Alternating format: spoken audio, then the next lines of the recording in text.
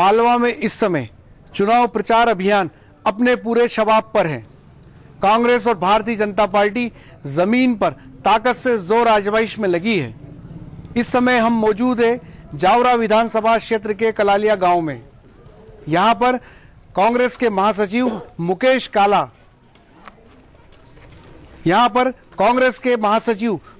काला, कांग्रेस के कद्दावर नेता स्वर्गीय महेंद्र सिंह कालूखेड़ा के भाई कांग्रेस प्रत्याशी के सिंह के लिए प्रचार अभियान में जुटे हैं।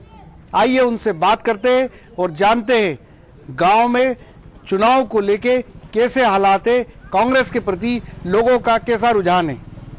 काला जी, आप प्रचार अभियान में जुटे हैं जी, क्या हालात है जमीन पर? विगत 3-4 दिनों से मैं इस जावरा विधानसभा क्षेत्र के गाँव में घूम रहा हूँ। गाँव में एक बदलाव का माहौल देखने को मिल रहा है। विगत 15 वर्षों से भारतीय जनता पार्टी की सरकार इस प्रदेश में है। इस प्रदेश का आम आदमी, किसान, अन्नदाता परेशान है, व्यापारी वर्ग परेशान है, युवा लोग परेशान है। सब दूर जहाँ भी हम जा रहे हैं एक बदलाव की बयार हमको दिख रही है। साथ ही इस जावरा विधानसभा क्षेत्र से कैलाशवासी महेंद्र सिंह कालूखेड़ा जी, जो कि कृषि मंत्री, शिक्षा मंत्री, अन्य कई पदों पर रहते हुए उन्होंने जो इस विधानसभा का जो विकास किया है, आज भी लोगों की जुबान पे वो बोल रहा है। कौन से ऐसे मुद्दे हैं जमीन पर जो सरकार के खिलाफ जा रहे हैं, भारतीय जनता पार्टी के खिलाफ जा रहे हैं? सबसे पहले तो विगत 15 वर्षों में जो भारतीय जनता पार्टी ने जब चुनाव के वक्त जो वादे किए थे, आज वो वादे पूरे नहीं हो रहे हैं। आज किसान, अन्नदाता परेशान है। किसानों को अपनी फसल का वाजिब दाम नहीं मिल रहा है, जो लागत मूल्य है वह नहीं मिल रहा है, उससे किसान बहुत दुखी है। साथ ही जो जीएसटी और नोटबंदी के जो हालात हुए हैं, इससे पूरे प्रदेश में और इस विधानसभा में भी व्यापारी भी कहीं न कहीं त्रस्त नज़र आता है। और लोगों के मन में ये मानसिकता है कि जिस प्रकार से इन 15 वर्षों में भारतीय जनता पार्टी की सरकार ने जो करप्शन और जो भ्रष्टाचार यहाँ पर हुआ है, चाहे वो थाने का काम हो, चाहे वो पटवारी का काम हो, चाहे अन्य काम हो, स्वास्थ्य की व्यवस्थाएं बिगड़ी हुई है, शिक्षा की व्यवस्थाएं बिगड़ी हुई है। इन ऐसे अनेक कई ऐसे मुद्दे हैं जिनको लेकर जनता में काफ़ी आक्रोश है। काला जी, ये जो इलाका है मध्य प्रदेश और देश का सर्वाधिक अफीम उत्पादक इलाका है। यहाँ पे अफीम किसान भी है जी। डोडा चूरा की खरीदी सरकार ने बंद कर दी है। दूसरी बात यह है कि डोडा चूरा में मार्फिन परसेंटेज 0.2% से कम है। किसानों की ये मांग भी लंबे अरसे से है कि इसको एनडीपीएस से बाहर निकाला जाए। इन सारे मामलों को लेके कांग्रेस पार्टी क्या सोचती है? जहाँ तक जो मार्फिन वाली जो बात आपने कही है, ये बहुत अच्छी बात है। इसको लेके प्रदेश कांग्रेस के अध्यक्ष आदरणीय कमलनाथ जी, मध्य प्रदेश चुनाव अभियान समिति के अध्यक्ष आदरणीय महाराज ज्योतिरादित्य सिंधिया जी ने, काफ़ी लोगों ने उनको इस बात से अवगत कराया लिखित रूप से। और कहीं ना कहीं उनके दिमाग में ये सोच है कि जो इसका जो मार्फिन का जो क्राइटेरिया है, उससे भी कम मात्रा में जो उसके ऊपर जो एनडीपीएस एक्ट लगता है, इसको लेके कांग्रेस की अगर सरकार बनती है तो निश्चित रूप से किसानों को, और जो बेवजह इस आरोप में हजारों लोग आज जेलों में बंद है, कहीं ना कहीं उनके साथ कांग्रेस की सरकार बनेगी तो न्याय होगा।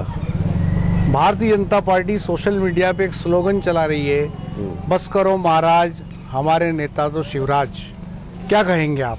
ऐसा है कि ये भारतीय जनता पार्टी केवल स्लोगन चला रही है, क्योंकि अगर भारतीय जनता पार्टी ने 15 वर्ष में अगर विकास के कार्य किए होते तो मुझे नहीं लगता है कि उनको ये स्लोगन चलाने की आवश्यकता पड़ रही है। कहीं ना कहीं सोशल मीडिया पे आप भी देख रहे होंगे, कई चैनलों के जो सर्वे आए हैं उसमें शिवराज सिंह जी चौहान से भी आगे ज्योतिरादित्य सिंधिया जी सीएम के कैंडिडेट के रूप में आगे निकल गए हैं। इन सब चीज़ों से भारतीय जनता पार्टी और शिवराज सिंह जी में एक बौखलाहट है कि जिस प्रकार से ज्योतिरादित्य सिंधिया जी के साथ इस प्रदेश की जनता पलक पावड़े बिछा के देख रही है, और जो खुला समर्थन उनको मिल रहा है।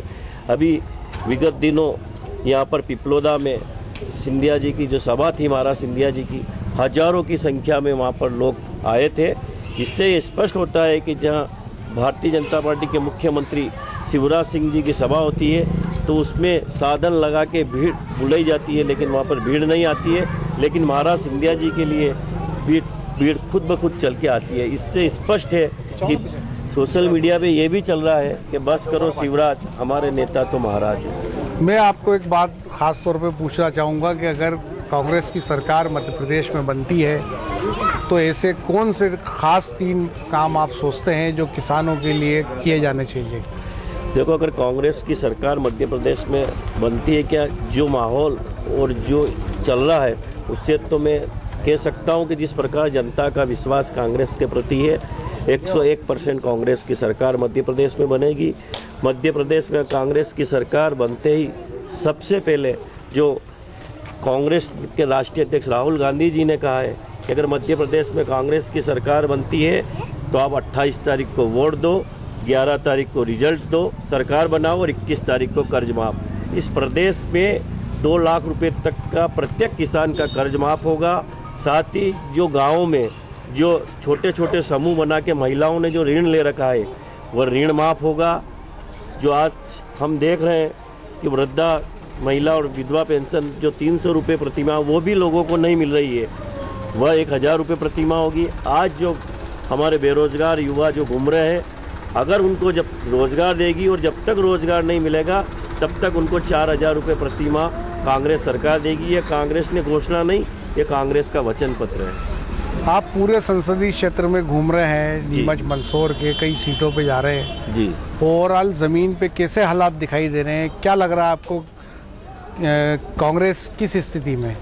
मैं मंदसौर विधानसभा में घूमा, मल्हारगढ़ विधानसभा में भी मैं घूमा और गरोट सुमासरा भी मैं 1-2 दिन में जाने वाला हूँ। मेरा निरंतर दौरे हैं। मैं मंदसौर जिले की सभी विधानसभाओं में घूम रहा हूँ, साथ जावरा विधानसभा में घूम रहा हूँ।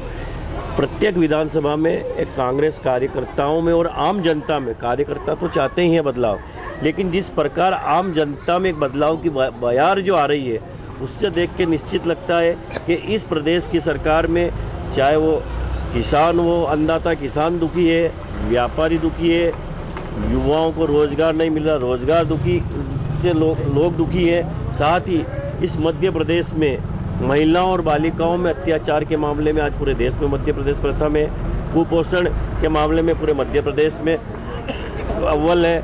आज व्यापम के द्वारा लाखों लोगों युवाओं का जो भविष्य अंधकार में हुआ उसके लिए भी दोषी। तो कहीं ना कहीं इन सारे मुद्दों को लेके आम जनता में रोष है कि 15 वर्ष हो गए, लेकिन जो वादे जो किए थे, आपने देखा होगा 2014 में नरेंद्र मोदी जी ने कहा था कि हम अच्छे दिन आएंगे।